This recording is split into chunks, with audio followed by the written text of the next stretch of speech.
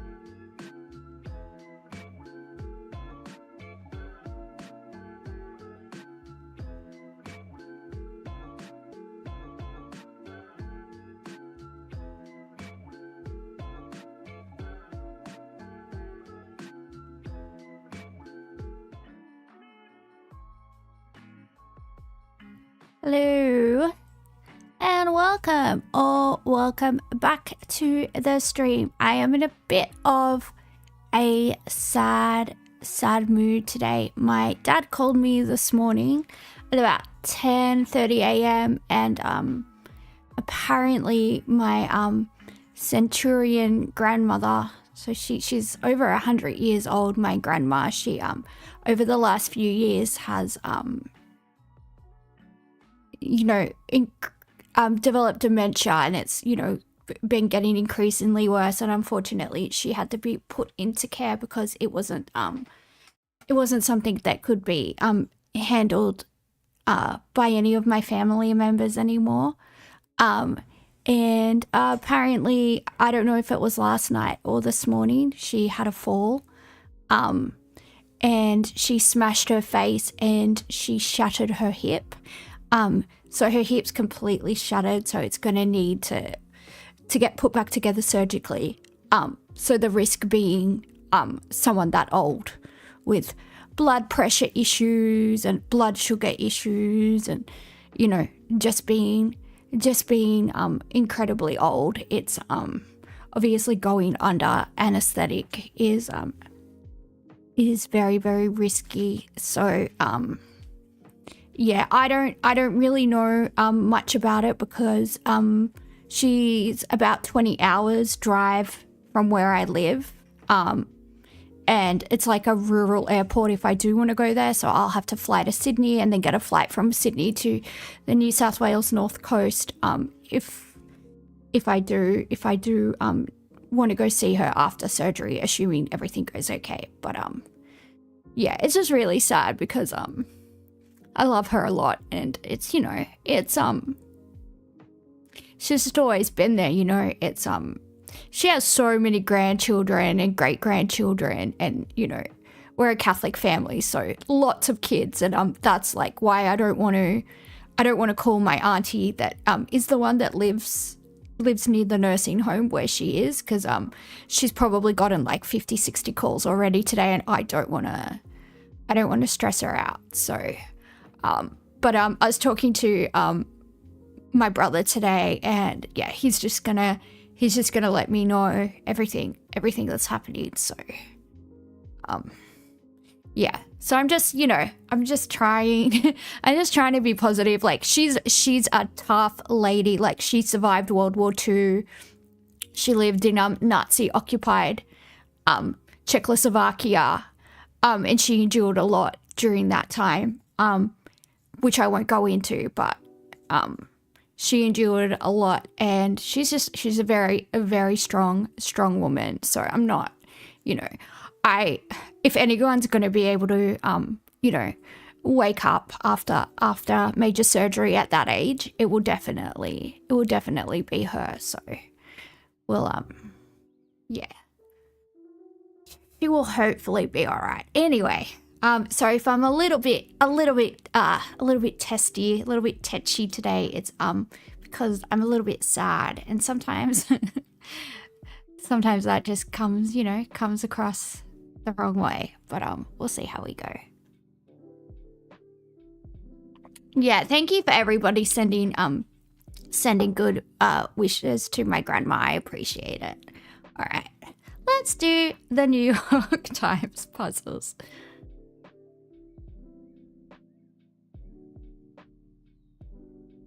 You had a weird day too? Oh, what happened, Delta? Are you okay?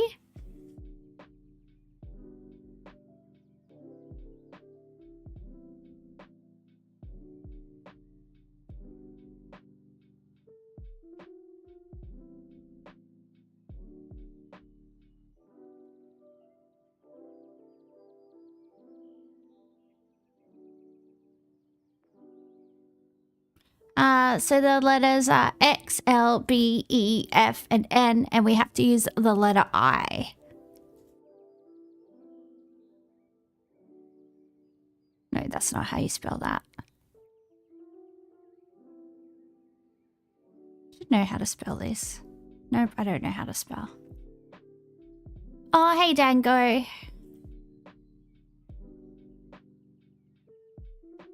Oh, use the screen? Yeah, that's a good idea. Sorry, guys.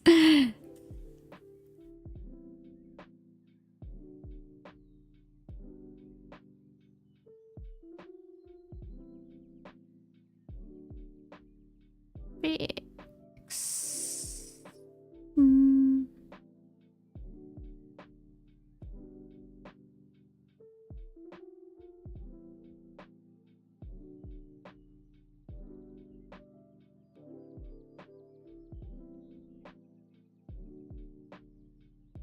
Nibble.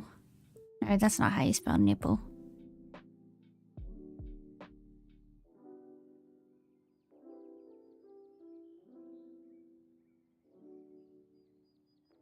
Oh, thank you, Mercurial, for following.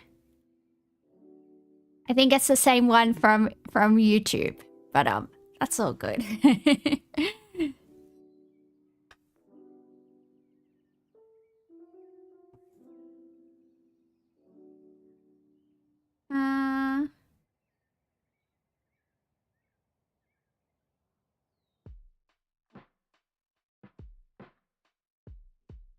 Blixen? Maybe they like the reindeer from Santa Claus. No, Blixen is not there. It's worth a shot. How do you spell libel? I should know how to spell that. I'm gonna Google how to spell it. I'm a cheater. Yeah, that is how you spell it.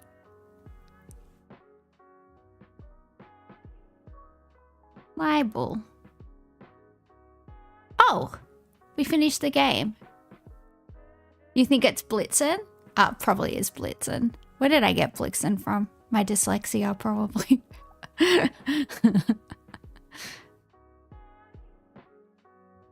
Fast food chain that sells 50-piece nuggets. I don't know, but that sounds good. Circle above an angel's head. Halo.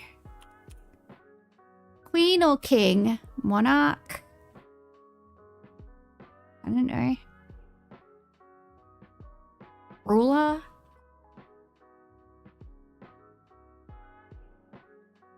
Separately. Karaoke bar accessories. Alcohol? Lake craft with palindromic name. Distress signal for a broken down car. Indianapolis NFL team. Indigenous people of Arizona.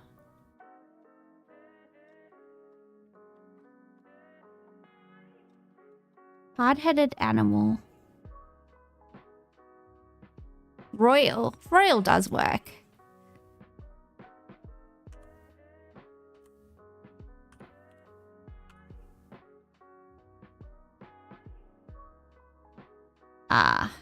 Distress signal for a broken down car. Alarm.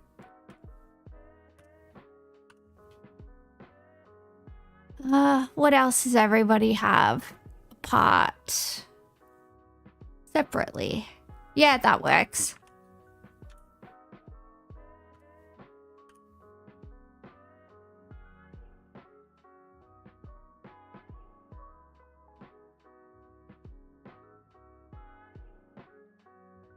KFC? Does KFC sell 50 nuggets? I mean, I don't doubt you.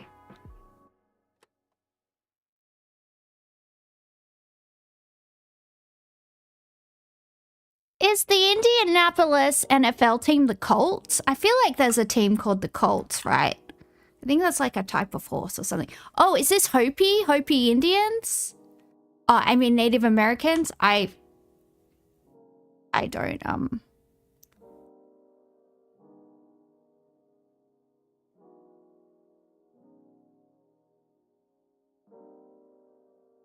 Kayak. That works.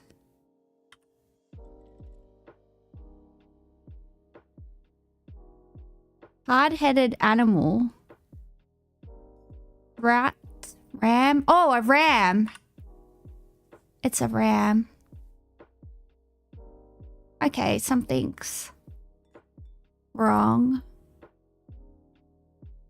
This must be something different. Distress signal for a broken down car.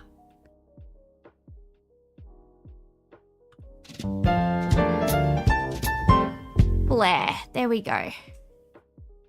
We did it.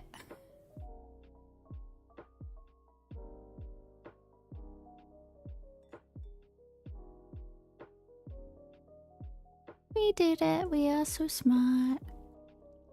I wonder where Joey's been lately. I haven't seen Joey Nitro around in a while. I hope he's doing good. I hope he's just busy.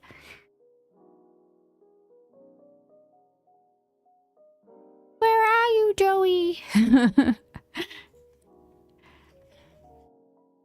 Who uses a flare if their car's broken down? Yeah, unless you break down in the middle of the desert. Why would you do that? That's a bit odd.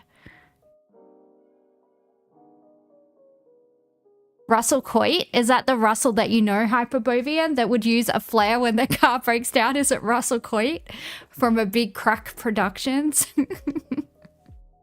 Oh dear. I love Russell Coit, it's so good. Big Aussie adventures, time to hit the road. Ta-da. That's so stupid. It's so stupid. All right. So if you don't know the rules for connections, we have 16 words, we have 4 categories, and we don't know what the categories are, so we have to group 4 words together that might form a category and see if we guessed correctly. Road flare. Yeah, but that's like something you do if you're lost at sea or something, or you're lost in the forest, like you're on a road. Surely someone will drive past you at some point, like... I don't know. It just seems weird. It just seems unusual to me.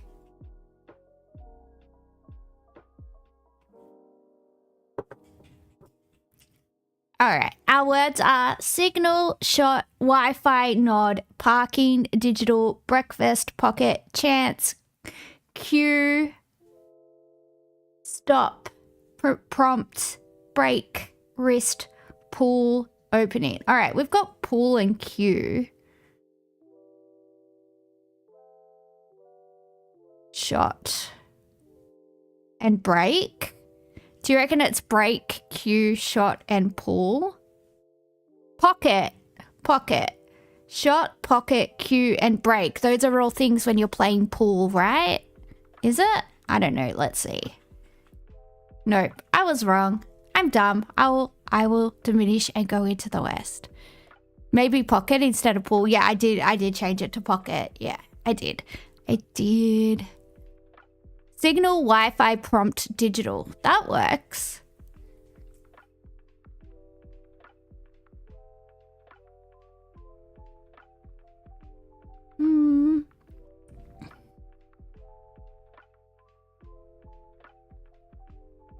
Nope. Okay, we've only got 2 chances left. We're gonna have to be super careful from now on.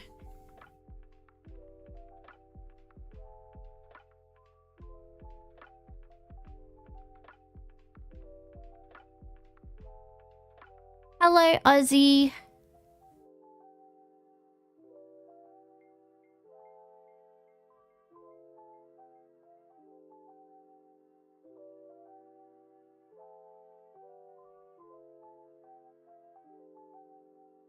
Why am I sad? Because my grandmother is very, very sick and she has to have surgery and she's very, very old. So it's very risky for her to have surgery because she's over 100 years old. And yeah, sometimes old people don't wake up when they have like serious like anesthetic. So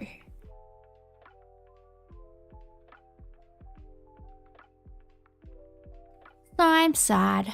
I'm pretty down in the dumps.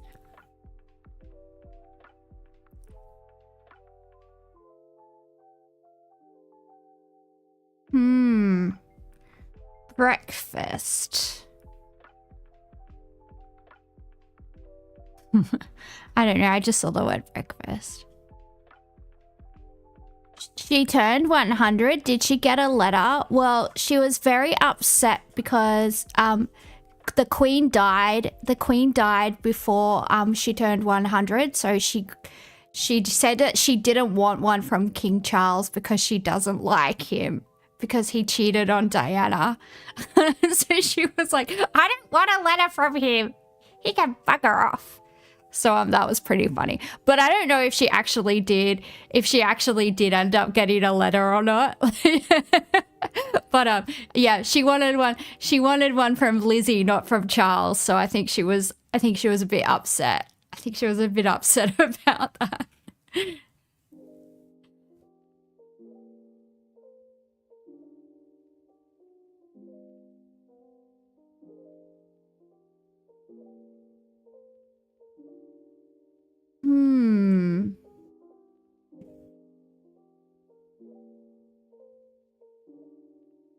So much overlap. Yeah, I know. This is very confusing.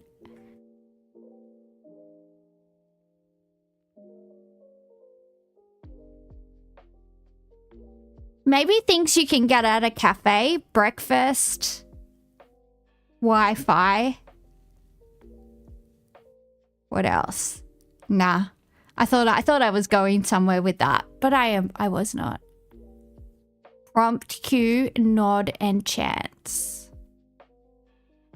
What's the theme? I'm too dumb to pick up what you're laying down, Delta. What's the theme? Prompt. Big opening, breakfast.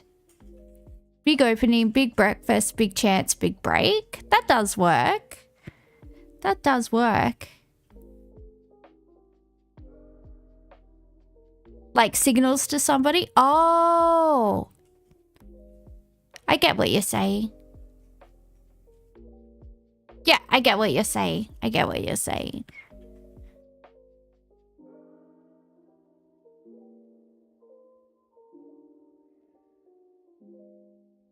All right, let's try both of those then.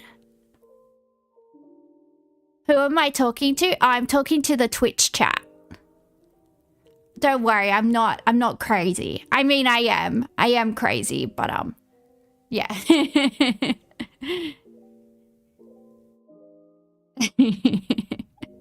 I'm just a little bit insane, but I do actually have people in the Twitch chat. Maybe not chance, do opening instead.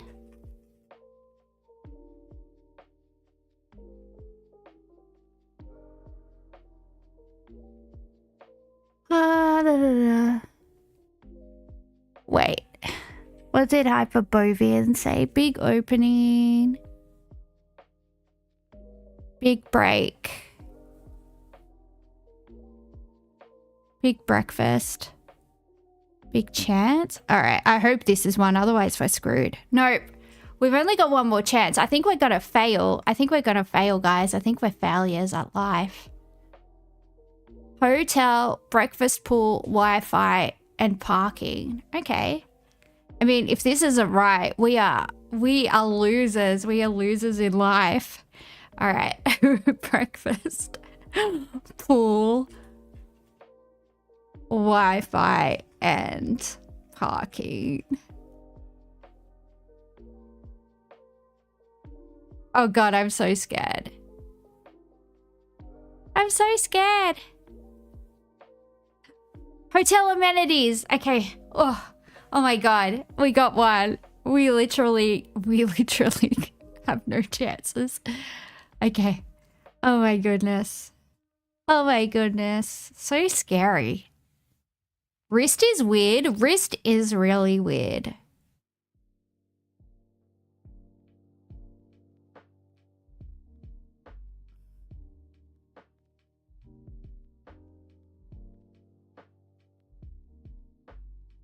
Hey, Ricochet. Wristwatch, stopwatch, pocket watch, digital watch. Oh, you're so smart. Wristwatch,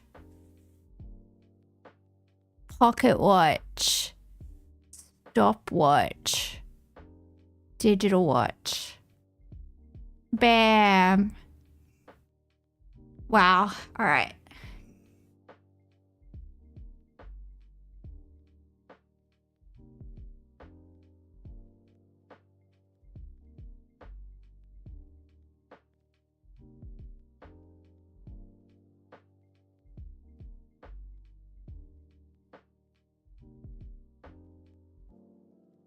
Okay, we just have to work out one more and then we are home free and then we are home free. This is bloody hard.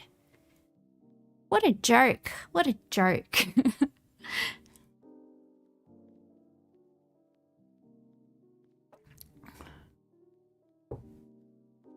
Nod, signal, cue, and prompt. I actually think that's good. I actually think that's good.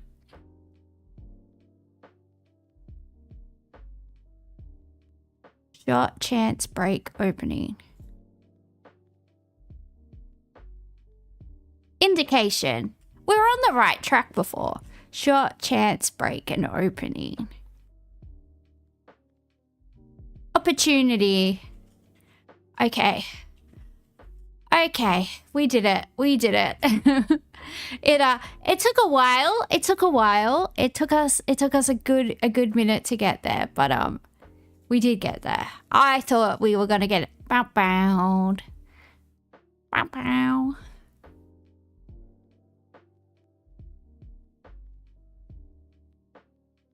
Should we look at some news or yeah, let's look at some news and then we'll look at like cute animals or something.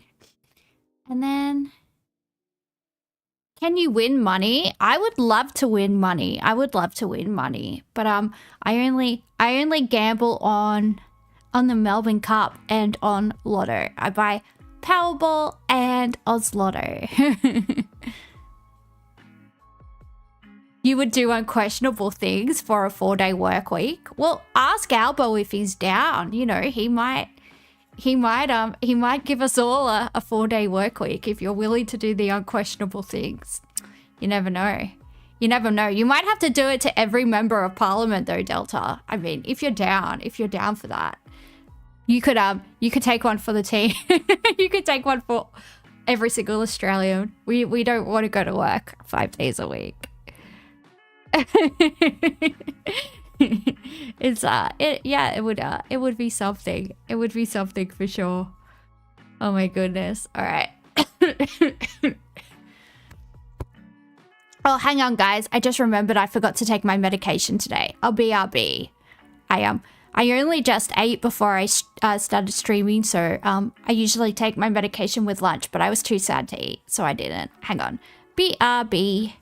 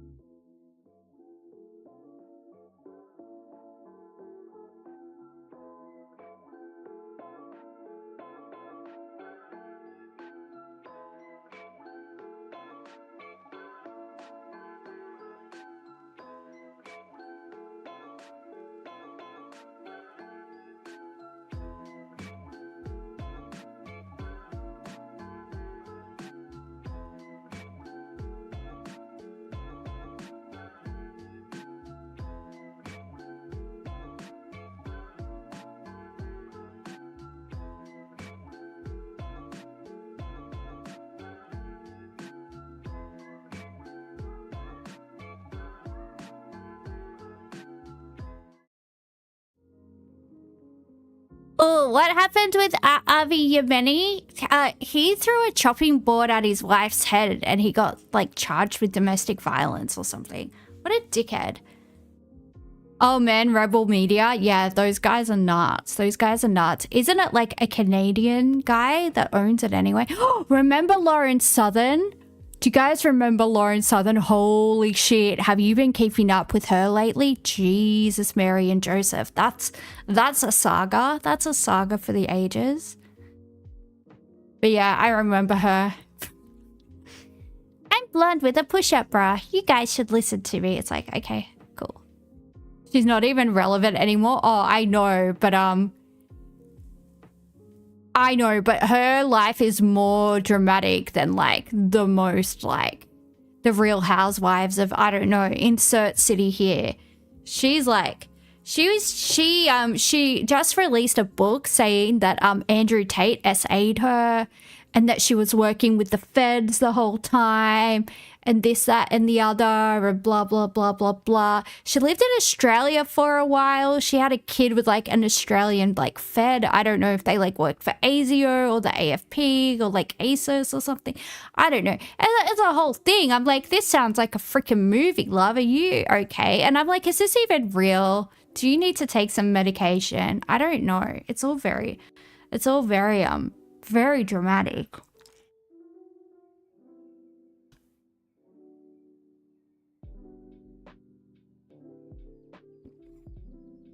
You only keep up with the Kardashians? Well, yeah, it sounds like old Loz's got a life way more dramatic than Kim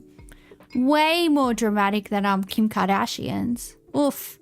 It was a whole thing. I always just remember, like, posing with guns and an American bandana with her boobies pushed up. And, like, she's Canadian. She's not even an American. Like, imagine draping yourself in an American flag. Like, it's kind of cringe even if you are American. But, like, doing it when you're Canadian is just so weird. Yeah, it's just weird behavior, man. It's just so weird. All right. Going back to the news. Yeah, I haven't forgotten to take my medication in like 5 years. I've been so good at taking my medication, and then today, just forgot. Just forgot.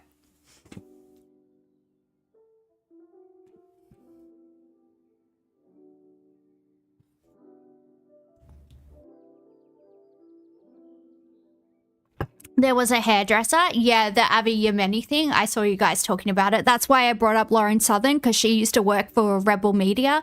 That's who Avi Yemeni works for, Rebel Media. That's why I brought up Lauren Southern. It wasn't just like a random thing. It was like, yeah, it maybe seemed to be ADHD, but it was sort of connected. In my brain, it was connected anyway. Yeah, we'll have a look at that after this. See if there's any videos about it. But if there's not, I'll just read an article or something. Mass protests in Israel to demand end to Gaza war and release of hostages. There are thousands of Israelis who've turned out for this protest, blocking off an entire street. We've got Hostage Square over here, and there is no coincidence that the... You can link a video of Avi getting attacked. That guy is such an asshole. Hang on, before we watch this, he was charged with domestic violence. I don't remember the exact charges, but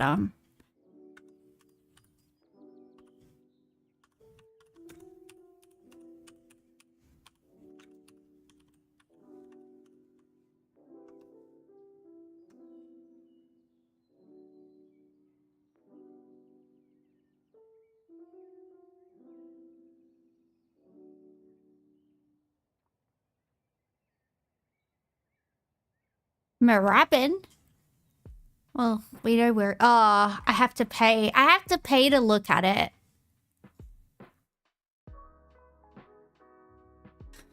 Abuse survivor. Anyway, he likes to hit women.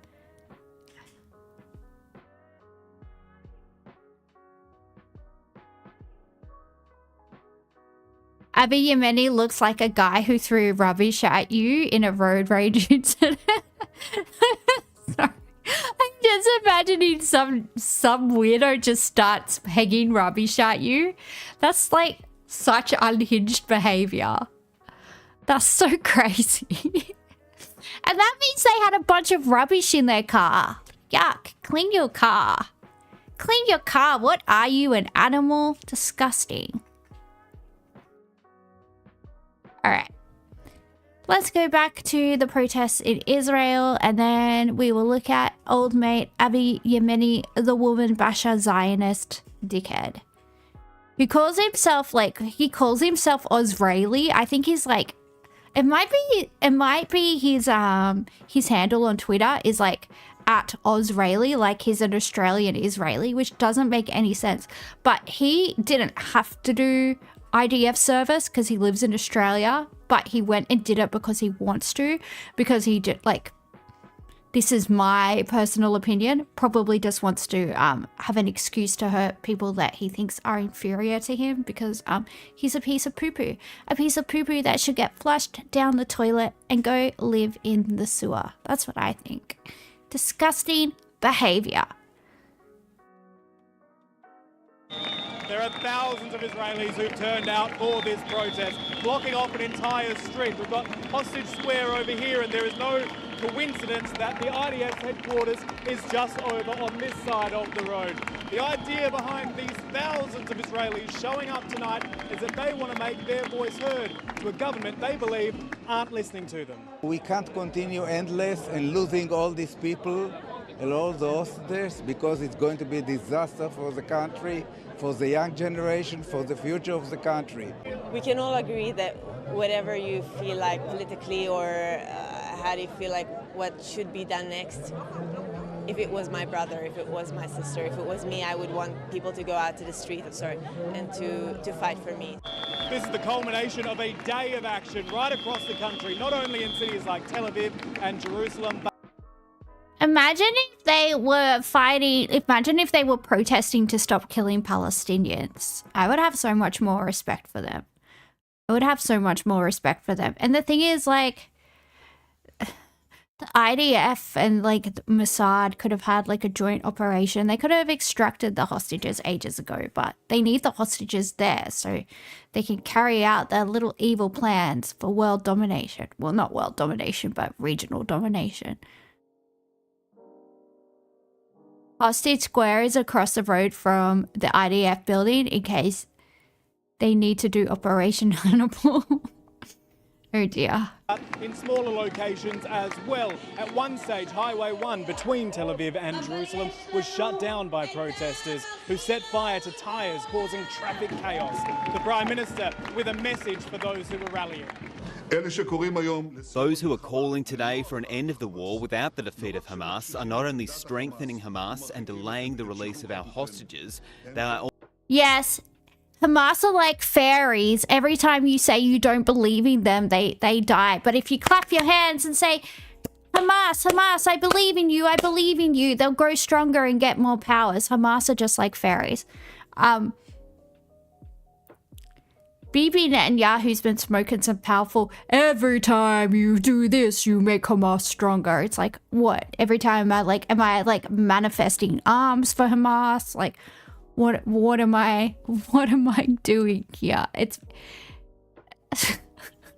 he's absolutely insane. He's absolutely insane. And the thing is, like, up until, you know, the last 18 months or so, or even really the last 12 months, he's never had anyone push back on him. So he's so used to saying unhinged things without anybody really looking at him. But now people are looking at him and being like, oh, this guy's just a crazy dickhead. This guy's just a crazy dickhead that goes around issuing edicts to people like he's the fucking king of the world. Who are the IDF? The Israeli Defense Force. He's been out of control since like 94. I think he's been out of control since like 84. Also ensuring that the horrors of October 7 will repeat themselves over and over again, and that our sons and daughters will have to fight over and over again in an endless war. While the Prime Minister's message was to the Israeli public, the Israeli President Isaac Herzog had a message for the international community as it piles the pressure on the Netanyahu government. Our sons and daughters are there in the dungeons of Gaza for 681 days. We want them back home as soon as possible. The world should want them back home as soon as possible. Stop being a bunch of hypocrites. Press, because when you know how to press, you press. While Israelis were rallying across the country, the chief of the Israeli military was in the Gaza Strip, inspecting progress on efforts to expand that military offensive and take over Gaza City. Yesterday, the IDF announced it would start delivering tents to the hundreds of thousands of Palestinians it plans to force out of what it describes as one of Hamas's last strongholds. Hamas, in response, saying that this is just the preparations for another mass displacement and genocidal event, accusing Israel of trying to dress up the delivery of tents as some sort of humanitarian benefit. More and more Israelis are becoming aware of the humanitarian crisis present on the ground in Gaza.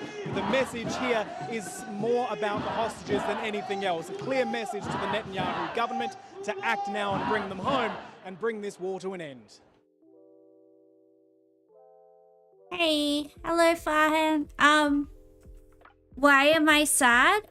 Because my very elderly grandmother, she had a very bad fall and she smashed her face up and she shattered her hip, and she's over 100 years old, and she has to have surgery, and because she's so old, she might not wake up from the surgery.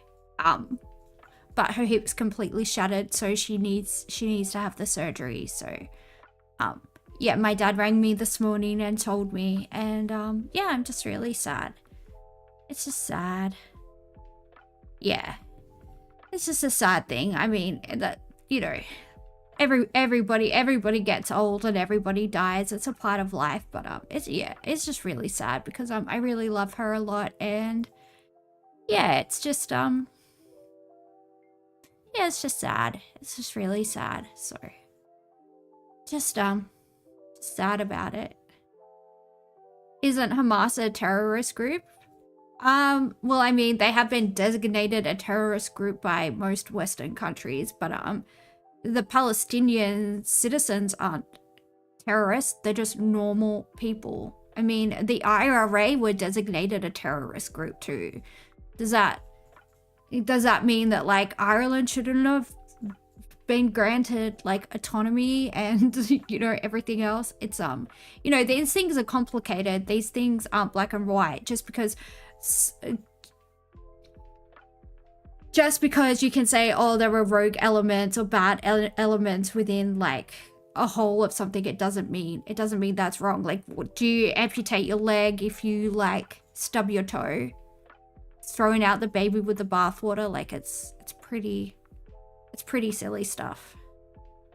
Hassan seems to love them though. Hamas. I'm not gonna comment on Hassan because whenever I do, his little fans come after me. They're absolute psychopaths.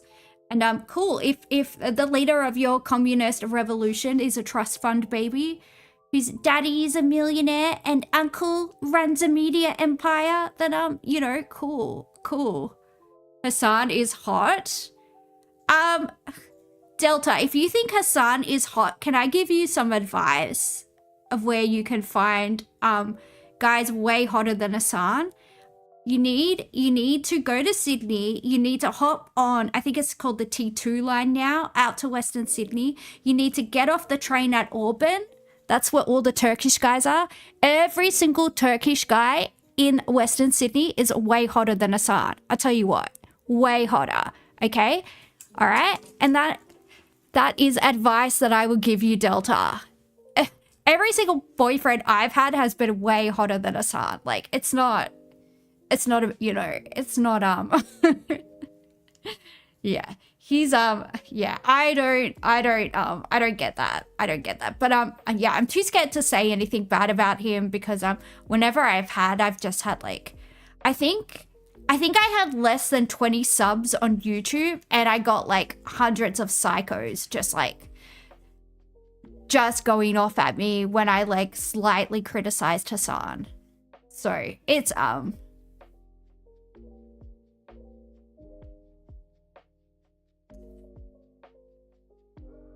yeah, I think a lot of guys are better looking than Hassan. And yeah, going around calling yourself hot is cringe. Even if you are hot, I just find it really off-putting when people are like, yeah, I'm so hot. Like, it's so, I don't know, it's so off-putting. You know, being a little bit modest, like, is kind of hot.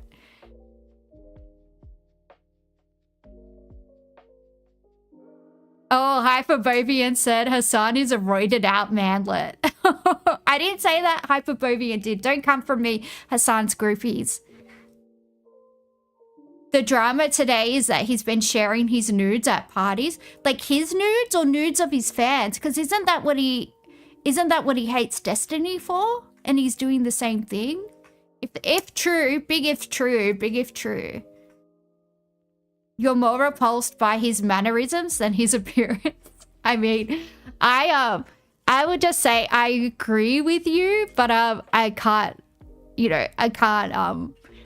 elaborate further just because, you know, I'm not in the mood right now to have Hassan's little cronies coming after me. You know. Hassan is roided, what a shocker. Well, if you read, he did like GQ magazine. And, you know, he had, like, all these, like, thirst trap photos of him, like, posing like one of the French girls. Draw me like one of your French girls. And he said that he's on TRT and HRT. And he's on, like, DHT blockers and all of those things. So he is. I think he only benches, what was it? Can someone remember what he benches? It's really, really, really low. He like relative for my size and factoring in my gender, I can bench more than Hassan. Like relative to my body weight and gender. 185 pounds. Yeah, that's ridiculous. Like I can do 15 reps of my body weight, but in terms of like doing one lift, I don't know if I could do 185. Probably not, but I reckon I could probably do 120. Wait, what? I don't know in pounds. Let's see.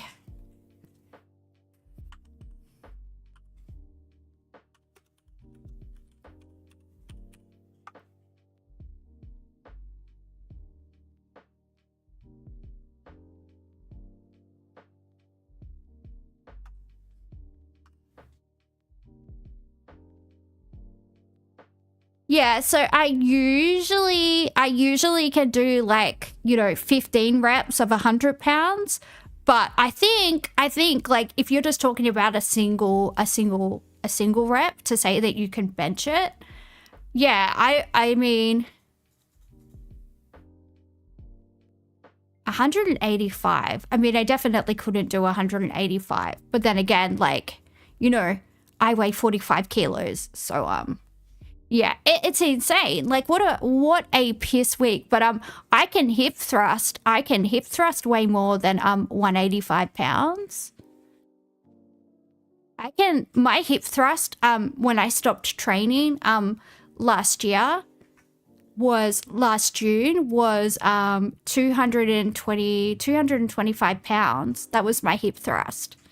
So I don't know, I just feel like, you know, it's but he must be so sensitive to growth because of the roids.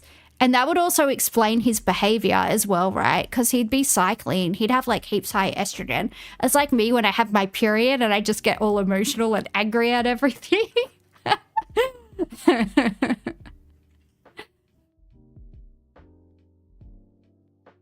6'4", he's 6'4". That's pretty tall. 85 kilos should be his warm-up weight.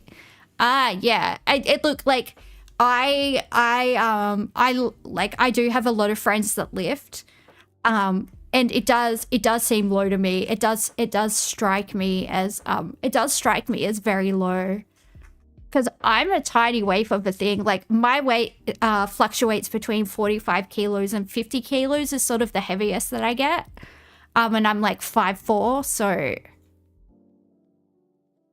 you do 180 kilos as your warm-up on the leg press machine? Yeah, like exactly. I'm saying like people that work out regularly, like it seems Hassan is a bitch with or without estrogen. This is chat, guys, not me, don't come for me. I am sad right now and I don't want to deal with I can't even remember now the things that Hassan's little cult members were saying to me, but it was absolutely unhinged. And they're being mean to a disabled woman from an underclass background. How very dare they? How dare they?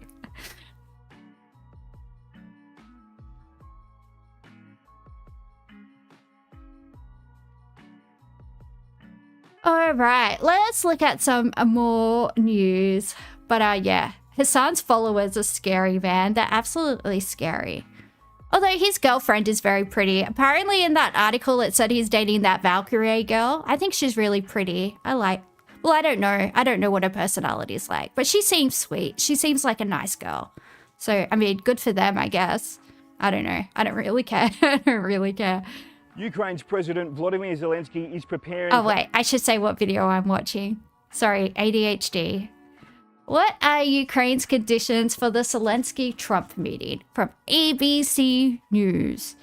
Do-do-do-do-do, do-do-do-do-do, do-do-do. Boom. Ukraine's President Volodymyr Zelensky is preparing for arguably the most important meeting of his political career. A sit-down with US President Donald Trump in the White House to discuss ways in which this 3.5-year war in Ukraine can end. On Sunday local time, he met with European Commission President Ursula von der Leyen, and the pair then went into a virtual meeting with Coalition of the Willing Partners, Ukraine's most important allies, which include Australia. Afterwards, Mr. Zelensky spoke of the most important conditions for any peace deal. They include lasting security for Ukraine as well as no limits on the country's sovereignty. But perhaps the most important thing that would come from this sit-down in the White House would be a trilateral meeting between Donald Trump, Vladimir Putin and Volodymyr Zelensky, but Mr. Zelensky is doubtful that that would happen. The battleground, in more ways than one, is a few hundred kilometres from here, the Donetsk region. The Kremlin in recent days has been releasing videos of Russian forces claiming towns, hoisting flags atop of buildings. In other words, it's trying to paint a picture of Ukraine's efforts to defend that Donetsk region as completely futile. There's also reports out of the Kremlin that Russia wants to ask for pretty much all of that Donetsk region as a condition for a peace deal. Now, Volodymyr Zelensky has said that that's constitutionally impossible. In addition to that, the EU has said that it will not support any changing of borders by force. In other words, Russia's claiming of terror. I wonder if there's a country, another country attempting to change borders by force at the moment. The world doesn't seem to push back very hard on that one. Interesting. Territory in its bloody fashion is completely unacceptable. The White House, on the other hand, is saying that perhaps because Ukraine is white. I mean, could possibly be, but even less than 100 years ago, Slavs weren't considered white. Like, I know the nan that I'm talking about that shattered her hip. She's Slavic, obviously. She had some very horrific things happened to her when she was interned during World War II in Nazi-occupied Czechoslovakia because she was Slavic. Because they sort of like most of the Moravian population was like 90% Slavic and then like 10% were Germanic. So those people were the Germanic people, they were okay, and everybody else got like a lot of them were killed and a lot of them were like R-worded and a lot of like just awful things. The Irish were considered subhuman. Yeah, well, I'm 75% Slavic and 25% Irish. So like, according to like Nazi people, I'm not even white, even though I literally have the whitest skin you've ever seen, and like very, very bright green eyes. But they would still be like, nah, you're not white. So that's okay. I don't want to be considered white by those people anyway, because you know. Not, nah, you guys don't seem cool. I don't want to hang out. Some concessions, or at least some compromise, has to be made by Ukraine. Volodymyr Zelensky won't be alone in the White House meeting. He'll be joined by French President Emmanuel Macron, British PM Sir Keir Starmer, as well as the head of NATO, the head of the European Commission as well. It's something Europeans have been long calling for. Volodymyr Zelensky in the room with Donald Trump, but also backup. Now that's happening.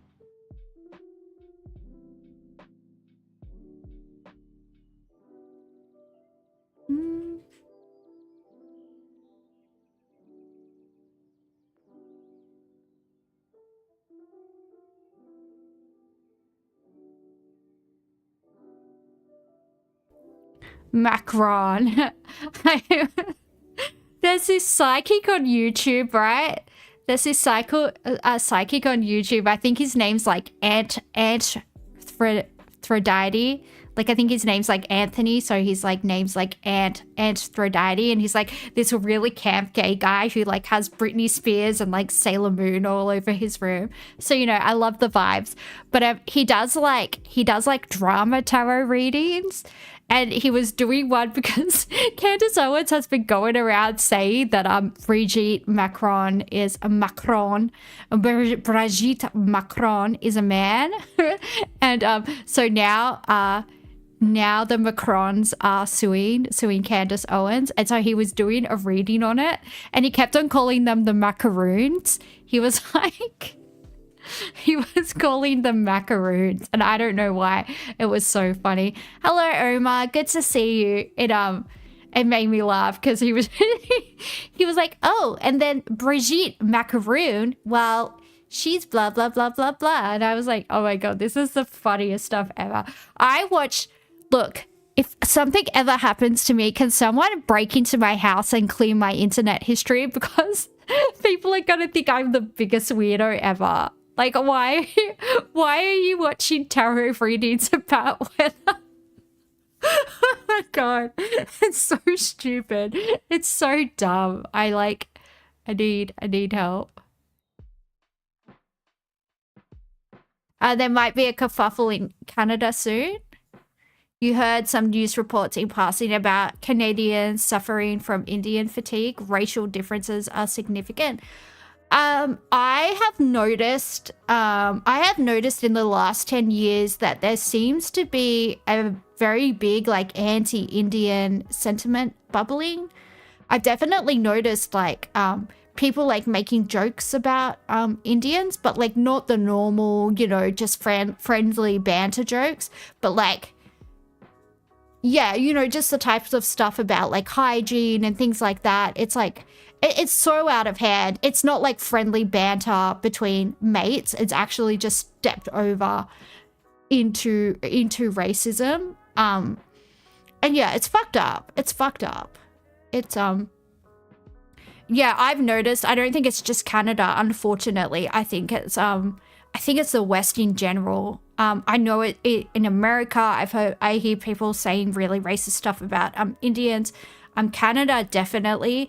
Because I never heard of this Tim Hortons place before until I started hearing all these Indian jokes, because apparently a lot of Indian immigrants work at Tim Hortons, which I think is like, I want to say like a coffee and donut shop or something.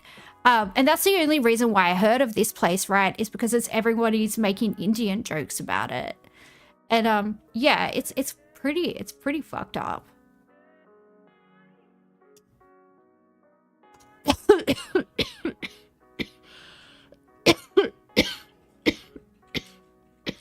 Sorry, pardon me.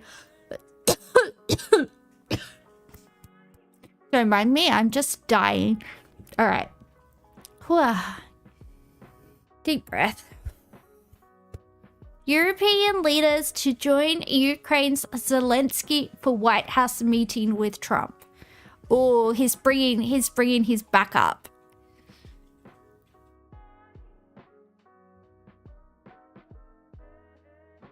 You're not in a good position. You don't have the cards right now. Volodymyr Zelensky's last visit to the White House came to an abrupt and dramatic end. Am I sick? Yeah, I am sick, Omar. I am sick. I've been, well, I'm always sick because I have a disease called lupus. But the last 5 days I've had a really bad fever and a really bad cough and a really sore throat and a fever. I already said fever. But yeah, I've been more sick than usual lately. You're Asian, but some people will call you white adjacent. Yeah, I think especially if you're East Asian, people will be like, I don't know, there seems to be tiers in like the racism for sure. Like with like people that are racist seem to put like white and Asian people, and then like they have, you know, whatever. I don't even know how the hierarchy works, but they'll, you know, do whatever, who they hate, and go down the list, who they hate the most or something. I don't know. It's actually insane. But I think in Australia, especially, like,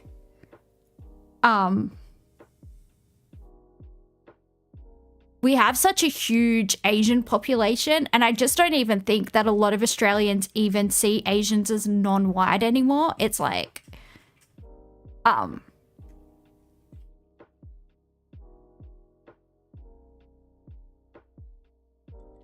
it's, yeah, like, I remember like, I think her name's Chelsea Handler. She's like this blonde American comedian. Anyway, she came to Australia for something, and she was like, oh my God, there's so many Asian people in Sydney. Why is nobody in Sydney white? And it's like, yeah, it's a multicultural country, you dumb bitch. Like, just because you got this preconceived notion of what Australia is, and then she did this other episode where she went to like Silicon Valley and she was talking to this bunch of Asian people, and then she was like, what's that accent? Why do you guys have that accent? And they were all like, because we're Australian. And she was like, but you're Asian and you're living in America. And her mind was blown that, number one, people of Asian descent could be Australian, but they could also be really, really smart and get headhunted to go work for, I don't know what company it was, let's just say Google, you know, something like that, some IT bullshit. I don't know about computers, okay? I'm dumb. Give me a break. I don't know how this stuff works. Yeah, comedian in inverted commas. Yep. Yeah, look, she's not funny, but you know, Amy Schumer got paid millions of dollars for her Netflix special, and that wasn't funny. So I don't. Joey's here. I was talking about you, Joey. I was talking about you today. I was saying that I hope you're okay because I haven't seen you around. But yeah, hopefully you've just been busy and not sick or anything. But yeah, good to see you, Joey.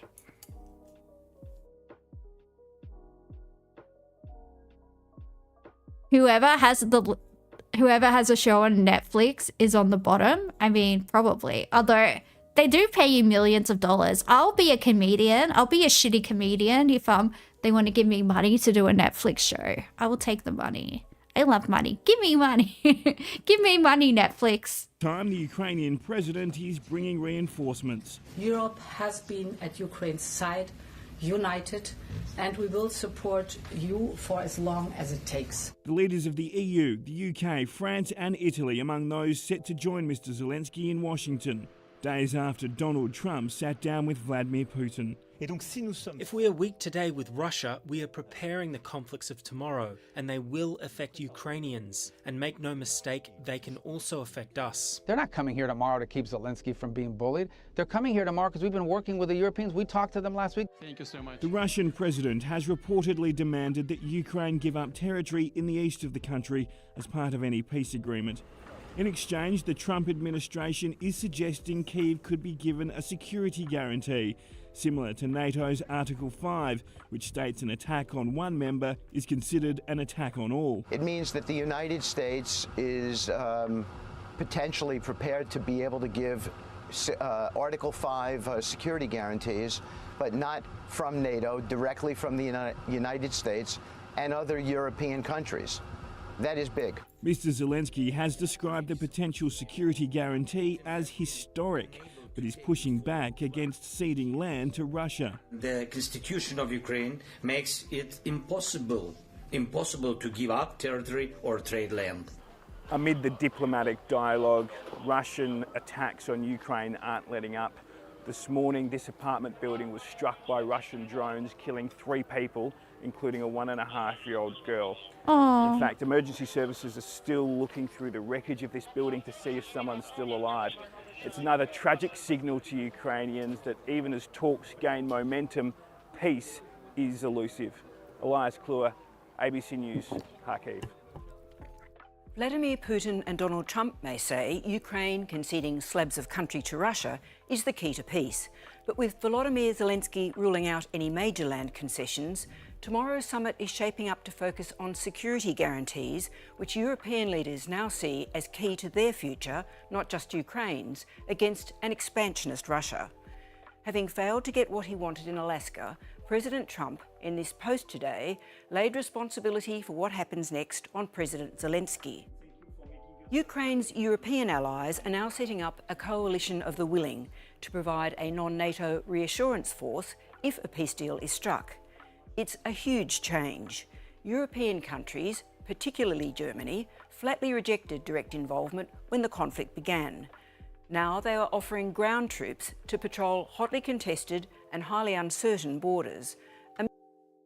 Dude, we could be on the precipice of World War III, because we could potentially have two war fronts, right? Because if some type of other coalition decides to go in to Gaza to, you know, intervene in a peacekeeping capacity,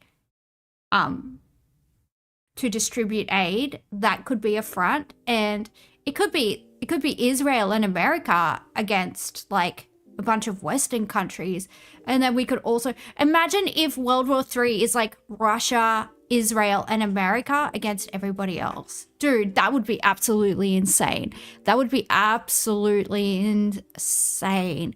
What is this timeline? How do things deteriorate this quickly? This timeline is absolutely insane. Anyway, hopefully that doesn't happen. Hopefully that is not we don't want to manifest that. We're not manifesting that. Israel, USA, and Armenia. Yeah. Yeah. Well, at least the Kardashians won't have to change sides then, Hyperbovian. At least the Kardashians, you know, they won't have to choose between Armenia and America. They can, I shouldn't make jokes. Turkey and India are unclear. Yeah. Well, yeah, like this will be some strange alliances if something does kick off. Oh my goodness. The timeline split with Harambe's death. It did. It's all Hillary Clinton's fault. Just because Harambe had her emails, she had to have him shot by her snipers. We're on to you, Hillary. We've seen your Epstein tape, lady. You don't think it will happen, really? Yeah. Yeah, but I don't know. Things have been getting weird lately. I really feel like maybe we are living in a simulation. Things have been getting really spoopy out there. At least in our generation. Well, hopefully. But I mean, there were 2 world wars last century. So... Mission Australia may join. What coalition members will want to know is what reliable contribution they could expect from the United States.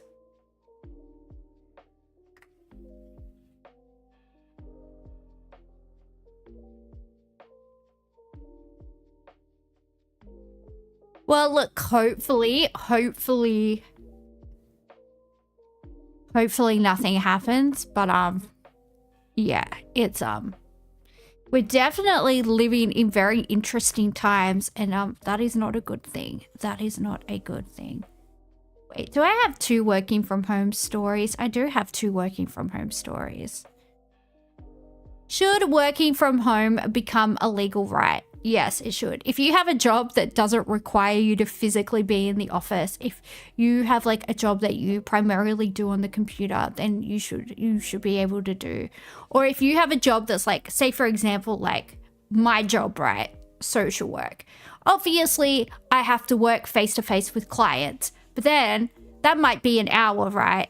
And then there's probably about 8 hours paperwork for every 1 hour I sit down with a client. So, hello Defect! Hello Defect! I'm sorry the Springbok lost, Defect. I'm sorry. Alright, I won't talk about it. I won't talk about it. It's okay. It was probably just a fluke by the Wallabies. It was probably just a fluke. You guys will be alright. You'll be alright.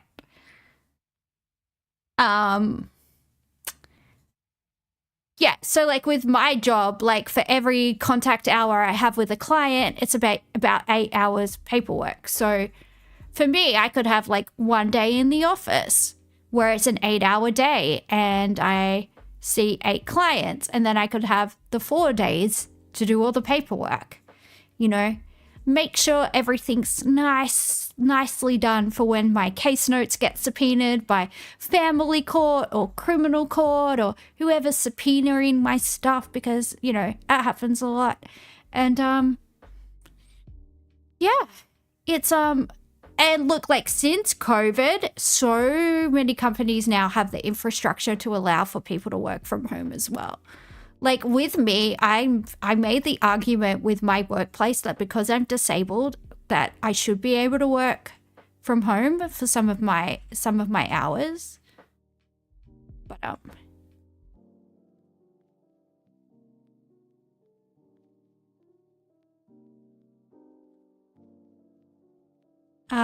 finally rolled out our DSP when COVID made it mandatory. Yeah. You plan on moving to Australia soon? Oh, where are you from, Omar? Oh, you're from are you from Dagestan? I think. I think you might be our friend from Dagestan. I can't remember. I'm trying to keep up with where everybody's from. Everybody in chat, say what country you're from so I can save it in my brain. It hurts you in the place you keep your soul. You can't take the word subpoena seriously. I mean, yeah, it's actually very, very scary when you get subpoenaed. It's actually incredibly scary.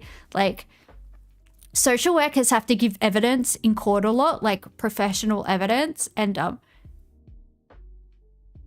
the animals as bad as the memes? No, Omar. It really makes me mad when everybody says, oh, Australia's dangerous, yada, yada, yada.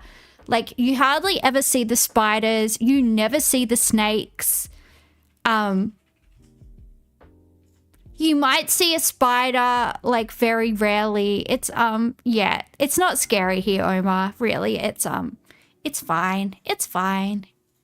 I think you'll fit in well in Australia. Yeah, look, I used to go out into the bush all the time, Omar, and I think in probably about 7 years of being in the bush for about 8 hours a day, 2 days a week, like I would always go hiking on the weekend. I think I saw a snake maybe like twice. I saw a brown snake crossing the track in front of me, and I saw like a black snake sunbaking on a rock. But yeah, you never see them. It's yeah, it's very overstated. Isn't there the most poisonous spider that can live inside your house? Are you talking about the funnel web? I guess technically they could live inside your house, but I mean, technically anything could live inside your house if you bring it inside your house. It's pretty easy to keep the bugs out of your house. It's pretty easy to keep the bugs out of your house. Aussie animal propaganda is a psyop by South Africa to hide your much worse wildlife. It might be. It might be. Yeah, I wouldn't be scared. I wouldn't be worried about the animals, Omar. I'm sure you'll be fine. And if you're living in a city,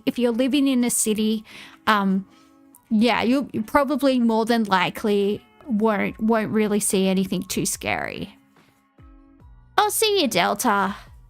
I hope you have a good night's sleep.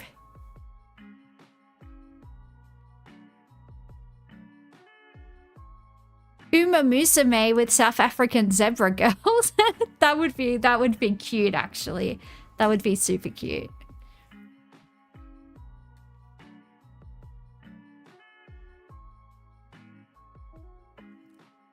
Yeah, look, unless you're moving to like North Queensland, like far North Queensland, where there's like crocodiles or something, but no one lives up there. Like 5 people live up there, so I think you'll be right. Like, all of the major cities don't really have any dangerous animals. Like, if Melbourne's very safe, Sydney's very safe, Brisbane's very safe, the Gold Coast is very safe, Adelaide is safe, Perth is safe. Darwin? Don't move to Darwin. I would say don't move to Darwin. I think, yeah, there's definitely crocodiles up there. But then again, 5 people live in Darwin. I don't know. There's probably, there could be 15 people there now. I don't know. But, you know, there's not many. You're doing Uma Musume runs right now while you're watching? Yeah, go for it. It's a fun game. It's a really cute game. All right, let's watch the story. I feel like a school teacher. Imagine being a school teacher. What a shitty job. I would hate that. Please take a seat. Victorian Labor Party members gathered at the weekend at the Moonee Valley Racecourse for what was already I know that racecourse. An eventful state conference. Motions to immediately recognise Palestine and review the AUKUS submarine deal were prominent on the agenda. As delegates debated, Premier Jacinta Allen was preparing to drop her own policy bombshell. Delegates, I can announce something important here today. My Labor government will make working from home a right. Not a request, a right.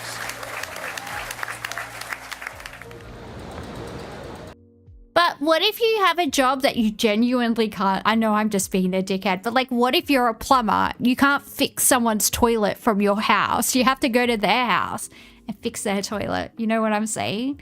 Like, what if someone took a big Boris and it's someone did a big fat dump and the toilet's blocked? Like, you can't unblock it with your mind from your house. You know what I'm saying? Sometimes you got to remove the poo manually. Okay.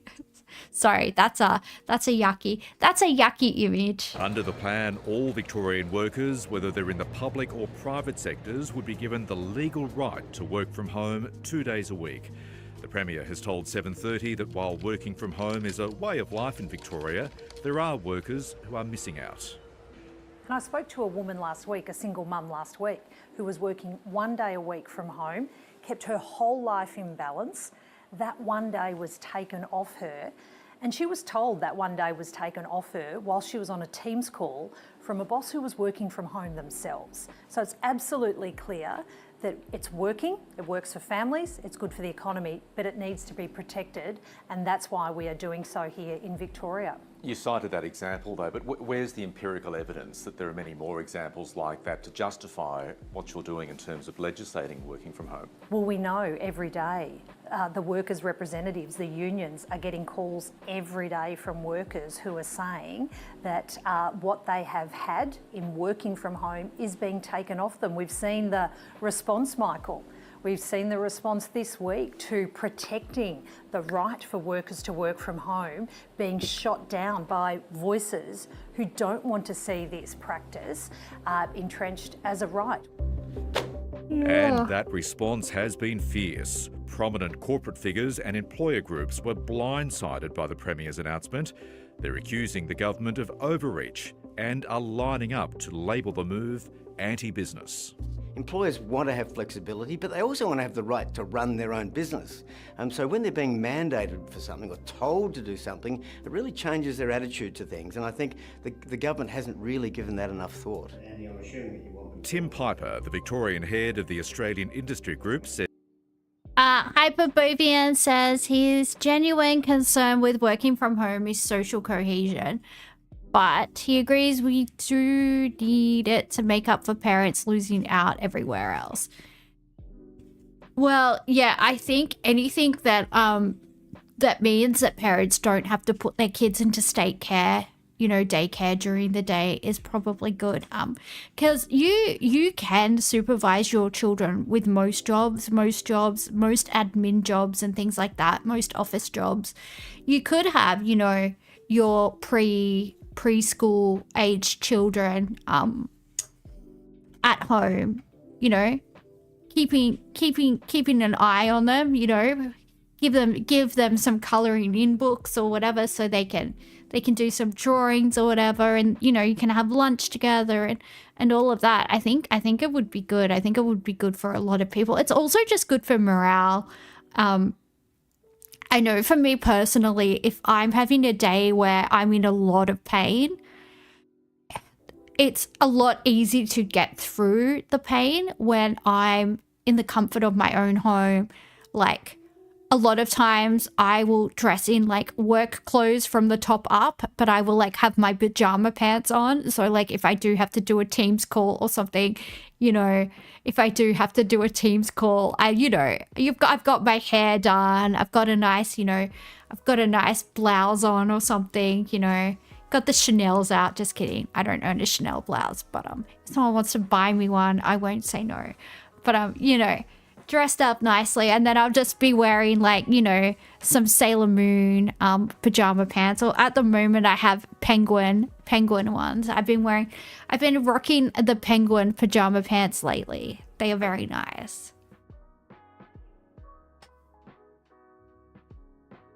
You just had a remote therapy session from home with your therapist who also works from home during your lunch hour for your job that you work from home. Yeah, that's the dream. That is the dream. Well, that's the other thing too. Like, I'm a qualified counsellor because when you do a social work degree, there's an elective for counselling. So if you do those electives, and some social work degrees, depending on the university, just have it inbuilt. But yeah, it qualifies you to be a counsellor, so you can also do that. So if anyone need, I'm not giving any of you counselling. I was just joking. That's unethical. I can't do that. But yeah. Anyway. As the work from home plan will make the state much less attractive as a place to do business. Our concern is that businesses will be seeing the changes that are occurring in business, not just this, but a number that are occurring within Victoria. They won't leave tomorrow, they won't leave next year, but the investment will But what about all the parents that are terrified of putting their kids into daycare in Victoria? What about them just leaving the workforce altogether because they don't want their kids being, you know, having the things that have been happening in Victorian daycares being done to their kids? Like, for ethical reasons, that's a joke. Exactly. For legal reasons and ethical reasons, it's a joke. It is a complete joke. I am a very professional and legally ethical person. I would never.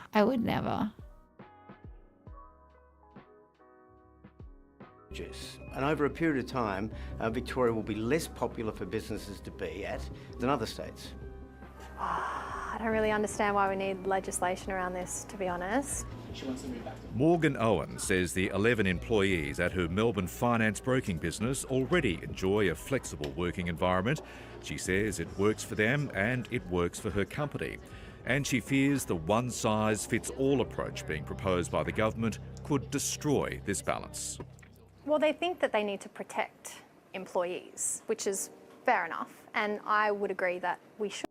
I think for a lot of people that have like severe illness or disability, honestly, even if you have a job that just allows you to partially work from home, it can be the difference from being able to keep your job or having to leave employment and go on disability. Like, I know for me, 5 days in the office right now would be untenable for me with the amount of pain that I have, and we can't get painkillers anymore in Victoria, so all I can take for my pain is paracetamol. I can't get tramadol, I can't get codeine, I can't get like Palexia or any other types of painkillers. It's just paracetamol. And you know, if I can take a really hot bath on my lunch break, or even I've got like an electric blanket that I put in my office chair when I'm at home. You can't do that in the office, right? Because you can't use extra electricity. You know, they don't just let you plug in your home appliances at work. But when I'm, you know, at my work desk at home, I can have an electric blankie that I sit on that's really warm, and it makes my joint pain bearable. And yeah, having a hot Epsom salt bath during my lunch break, you know, kind of means that, you know, I can get through the last 4 hours of the day or something like that. So I think for disabled people, you know, it is the difference between staying in the workforce or having to leave. And I think that's also a massive consideration. Should absolutely be protecting employees, but we should be protecting employers as well. And we have to be able to figure out what's going to be best for our businesses. And that's not something that can be blanketed approached. What suits a huge government body or a government workplace is not the same thing that's going to suit a small boutique business like mine. Ooh, I have a boutique business. I'm better than you. Also has legal experts scratching their heads. We know that the industrial relations system now is pretty well comprehensively governed by federal law. And when federal law covers the field, there's not much room for state law to operate. Joellen Riley-Munton, a law professor at the University of Technology in Sydney, says this means federal workplace laws will always take precedence, and the proposed Victorian legislation would be invalid. But not before a potential blizzard of legal challenges. It could be a long time sorting it out, and I feel very sorry for the poor old employee or employer who might end up being the one carrying the legal fees for sorting it out. Jacinta Allen insists there won't be a legal problem. Well, the advice we have is that the Fair Work Act provides us, indeed it provides all states with the floor, with the foundation that we can then build on to deliver working from home as a right. Some of the advice goes to looking at how our state-based anti-discrimination laws that can work in concert with the Fair Work Act. There's also a political element to all of this. Working from home is so entrenched in Australia that politicians who try to wind it back do so at their peril. Look no further than the federal Liberal Party's promise before the last election to force federal public servants back to the office. A policy that proved to be so unpopular. Yeah, look, for me, I would probably be thrown into poverty if my workplace didn't allow me to work some hours from home, right? Because I wouldn't be able to work full time. I would have to go on the disability support pension, which is only $29,000 a year. And how would I pay my rent and eat on that? I wouldn't be able to do it. I wouldn't be able to do it. I would be absolutely screwed. So yeah, or you know, my other option would be working part-time, which would also just be a mess. Either way, it would throw me into poverty. And I think, you know, I'm obviously not the only person in that situation. So I think it's a consideration. You know, if anyone knows any hot rich guys that want a cute little cripple girlfriend, let me know. I'm always taking applications, and yeah, if they want to stay at home weirdo, I'm the girl. I'm the girl to to fulfill those dreams. It was dumped during the campaign. So Jacinta Allen would be alive to the potential political upside of what she's planning to do. Premier, you've been in politics for a long time. I've been covering politics for a long time. At its heart, this is simply an attempt to wedge the State Liberal Party, isn't it?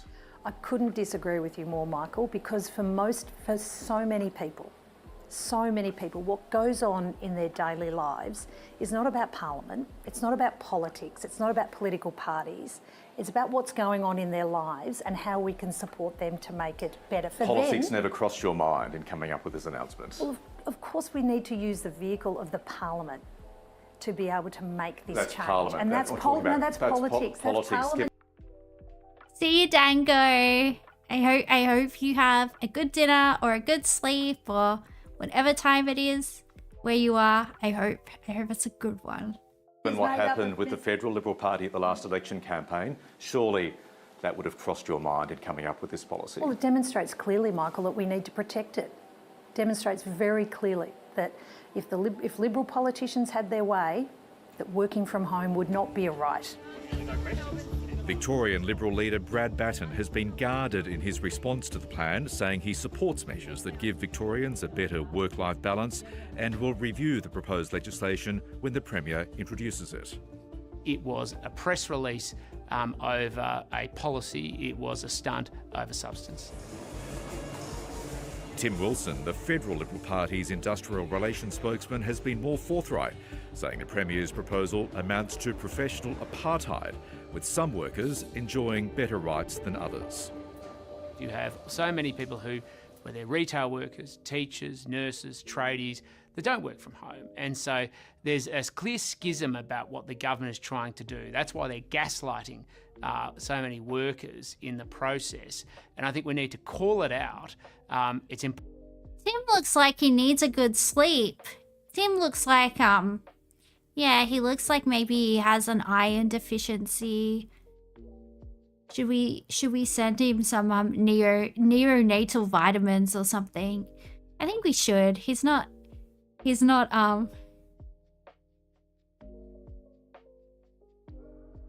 I advertise myself as a stay-at-home weirdo? I mean, I don't know. I don't know what to call myself.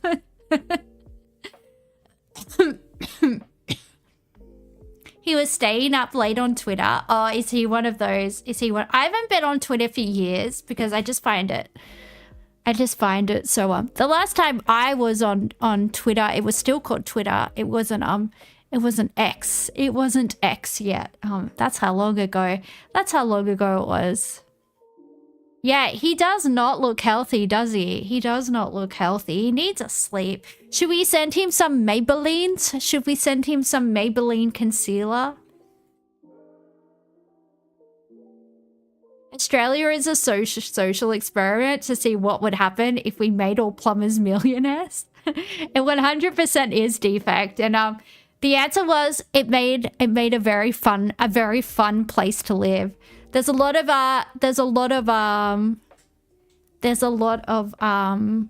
jet skis. There's a lot of jet skis on the back of plumbers' utes on the weekend. I will say that. There's a lot of plumbers jet skiing. Let's just say that. Important that we respect work from home, but it should be done on the basis of substance, not on the basis of stunts. Have a right to request working from home. None of this is deterring Jacinta Allen. She believes he's chosen a winning issue ahead of next year's state election. It means that for so many families, those who can, it gives them time back. It means saves them money, which is money that can go back into their household instead of paying for, tolls and fuel in the car. And that time and that money saving is precious and incredibly important for families. I think you have utes in South Africa. Because I've seen a South African Toyota Hilux ad before, I'm pretty sure. Isn't that the other place where Hiluxes are heaps popular? I'm pretty sure you do have them. Like I'll show you what utes are.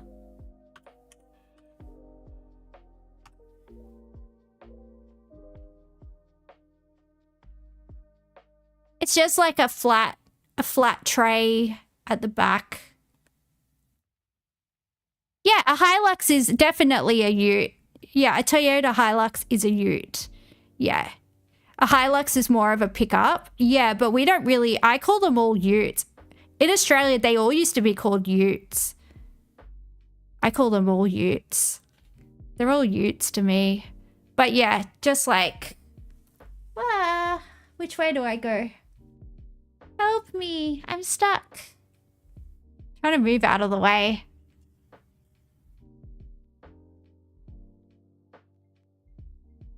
Your company is trying to cancel your working from home and your union is calling for a second strike. You should strike. You should strike, cranky bookworm. Yeah. No, working from home, like if you have a job where you don't need to be in the office, like why should you be...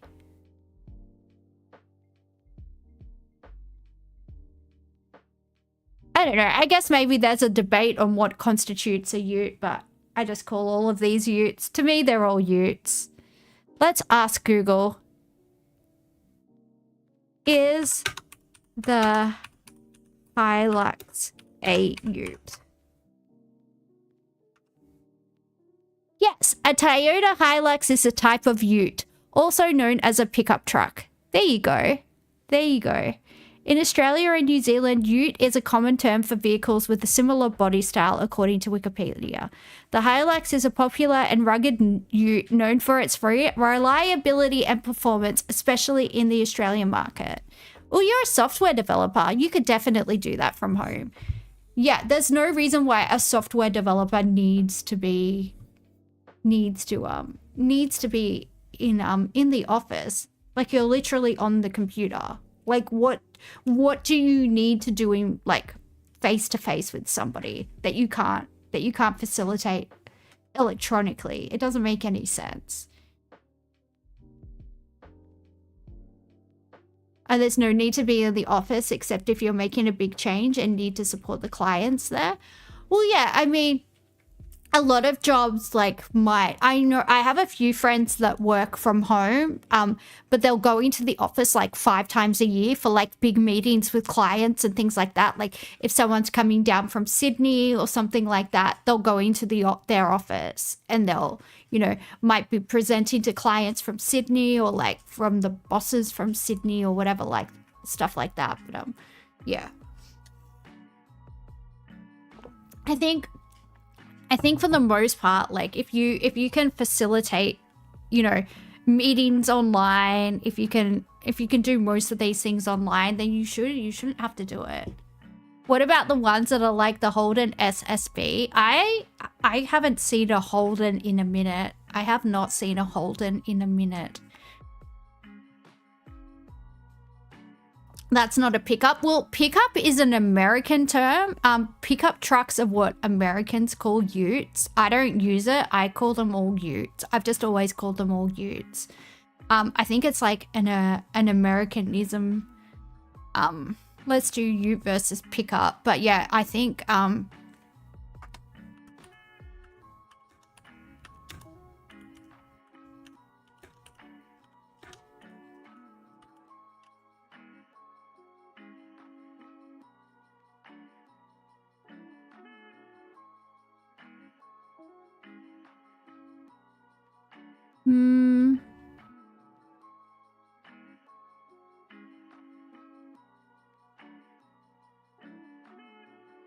American Trucks Australia.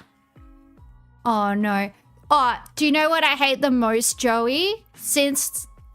Have you noticed all the like giant yank tanks on the road lately? Like the Ford Raptors and stuff? Those things are terrifying. Wait, I should read chat. They're talking about something else.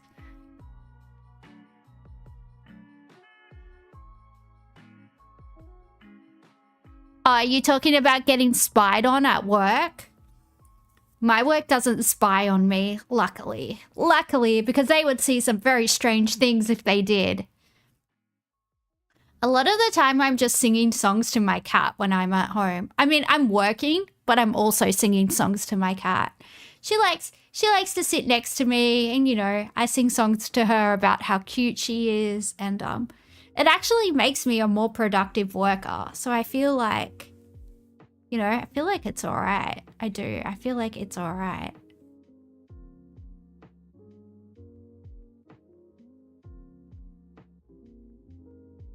Oh, there's a lot of regulations. Yeah, I guess that's fair.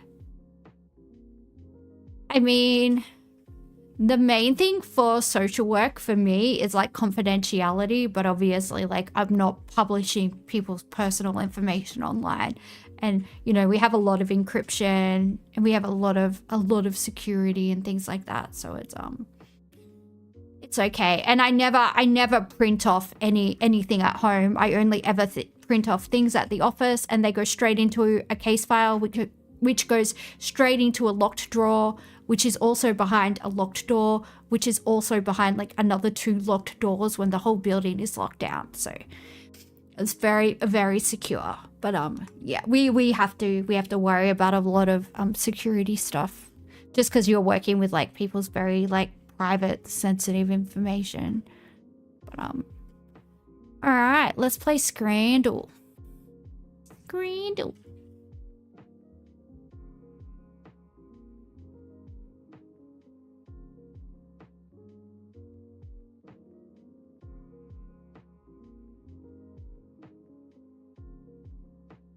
Are we flexing security clearances? I wanna have like a fed. I wanna have like access to state secrets.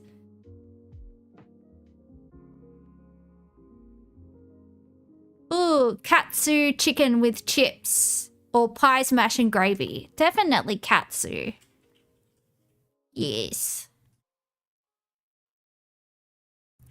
Bacon cheeseburger with chips or steak and sausage with rice and beans. Bacon cheeseburger. Steak and sausage. I don't know. This just looks like he went to Robbo's house for a barbecue, don't you reckon? Like, this looks like a feed like some drunk blokes put together when they got left in charge of the barbecue. Oh, see you, Omar.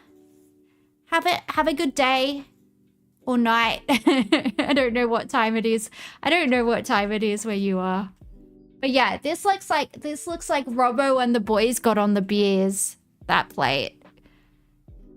Sunday Arvo with the boys? Yeah, 100%. Bacon cheeseburger, I reckon. Pizza and a pint of pepperoni or Sicilian pizza slice. Well, we'll go for the one that comes with the beer. Yes. Good job. Good job, everybody. Roast potatoes and beef gravy or turkey schnitzel. I love roast potatoes and gravy so much. And if this was a chicken schnitty, I just think turkey's really dry unless it's like roast turkey. If it's like processed turkey, I don't know. I just don't know. I do really like roast potatoes. Like a lot.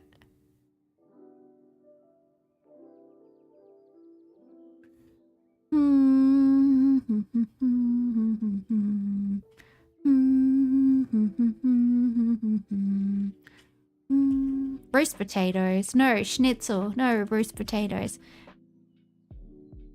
Schnit. Alright, we'll go for the schnit. No, it was the roast potatoes. I almost clicked on them. I love roast potatoes. Buffalo fried chicken burger with Korean wings or bacon cheeseburger. I'm gonna go for the buffalo fried chicken and Korean wings. Korean fried chicken is the best thing that was ever invented. God bless the Koreans. We love the Koreans. Black and gold cream puff, banana cream pastry topped with fudge sauce. Ooh. Or sausage and a beer. Oh, I don't know because this comes with beer, but also this sounds heaps nice. What do we think, guys? I don't know. Oh, that beer looks so good. Oh, I want a beer. I want a beer. Imagine just me just sitting here burping because I'm just sculling beers. Disgusting behavior. I need to act like a lady. What's wrong with me?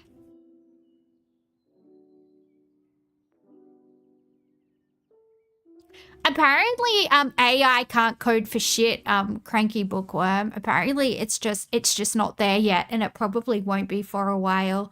A lot of companies were saying that they can tell, or like people that like teach the courses, they were saying they can tell when students turn in something that was made by AI, because it's just like it's bullshit. Yeah, we went for the cream puff, even though the other one had beer. Burger with gherkins or soy honey beef brisket with waffle fries and a scotch egg. Well, this does look good. It comes with fries and a scotch egg. I do love a gherkin though. The new version of GPT-5 is really good at coding. Oh, well, I stand corrected. I stand corrected. I better bow down to our new computer overlords before they delete my code, if you know what I'm saying. Matrix style. Boom, boom, boom. We're through the looking glass. Chicken tandoori pie or slow cooked beef brisket burger. Move out of the way so you can see. I think maybe the brisket burger, although I'm sure the chicken tandoori pie is. Curry pies are so good. Oh my god. Do you know what I love now? How some of the servos have a pie face in them? That is so good.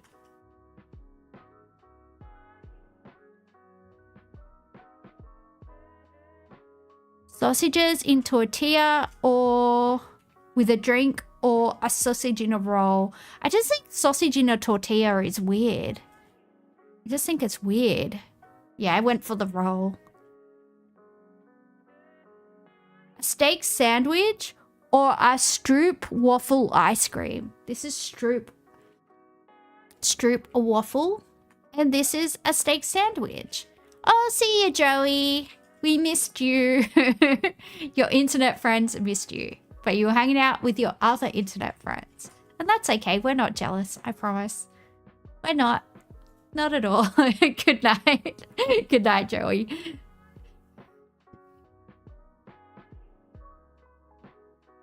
What is Stroop waffle? I mean, it's probably nice. Stroop waffle with ice cream. But the steak set. Oh, the Stroop waffle is free. You get the. But the Stroop waffle is free, Ricochet. And the steak sandwich is £6. What do we reckon?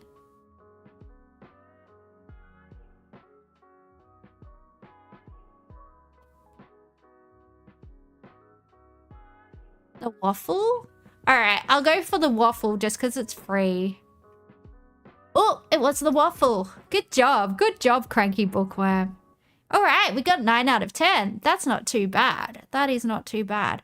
I reckon we'll do food guesser, and then I'm probably going to message my brother and see if he's heard anything more about our Nan, but I doubt she would have gone into surgery today because it's major surgery, so she'll probably have to fast and stuff like that.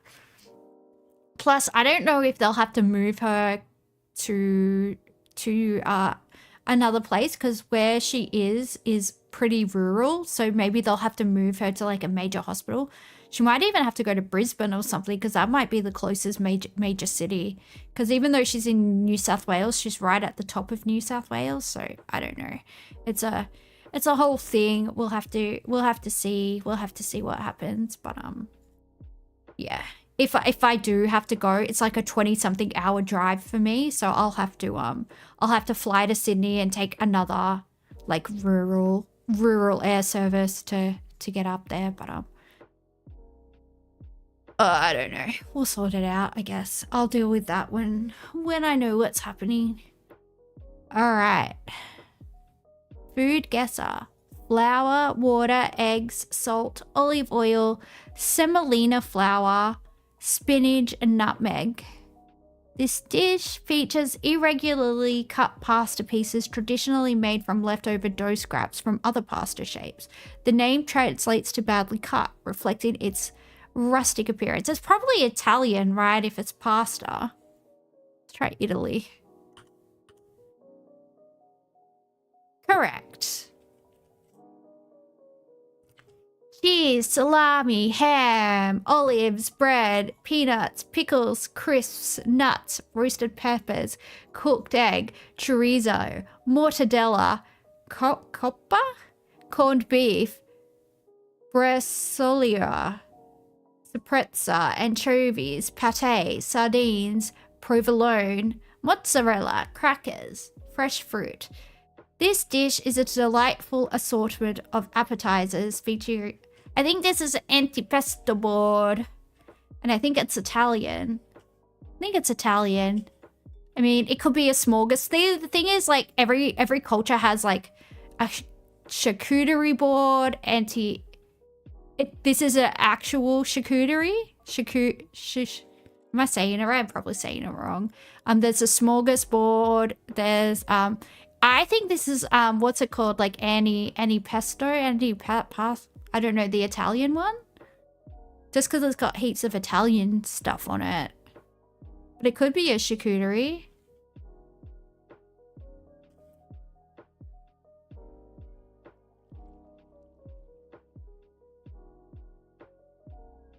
I think. Sorry, I'm so dyslexic. What's it called? Antipasto.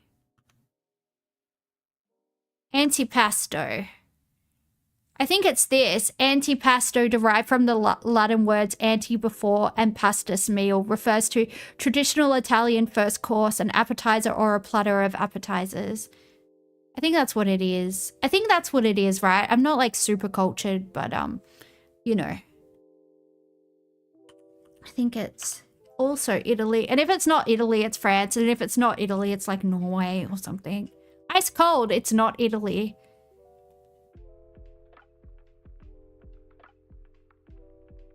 Well, then it can't be France either. Could it be Norway?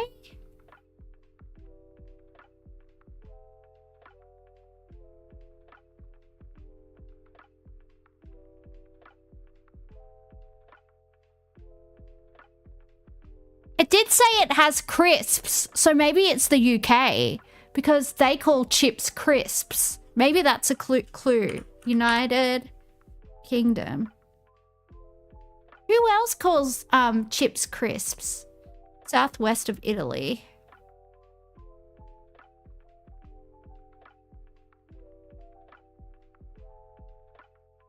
Piccata.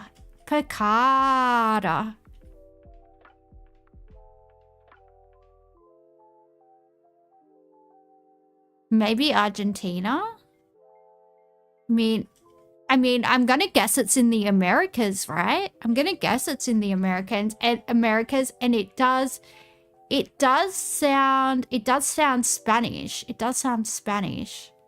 Maybe Argentina. They have a big Italian population. Yeah, it could be. It could be. Let's try Argentina. It does sound Spanish as well, though. Oh, wow. That was such a good guess, dude. Jeez. That was nuts.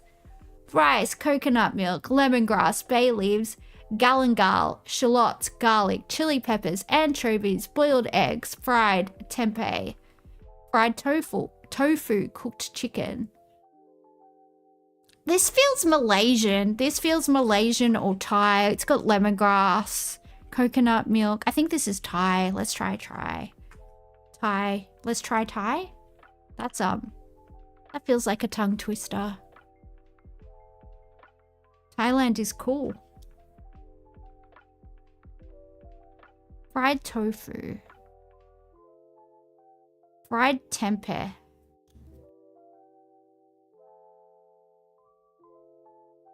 Cooked spiced chicken or fish and saute vegetables. Serve the aromatic rice with the chicken or fish, vegetables, boiled eggs, and sambal. Oh, it's got sambal, so it could be Indonesian. I feel like sambal is Indonesian. Correct. Nasi lewet. I didn't read the sambal, otherwise I would have got it. I need to like actually read things. That's my fault for being dumb. We're still a genius though, guys. We are still a genius. So we still did okay. All right. Well, I'm gonna call my brother and see if he knows what's happening with my grandmother. But thank you so much for hanging out, guys. I appreciate it. So see you next time. Bye.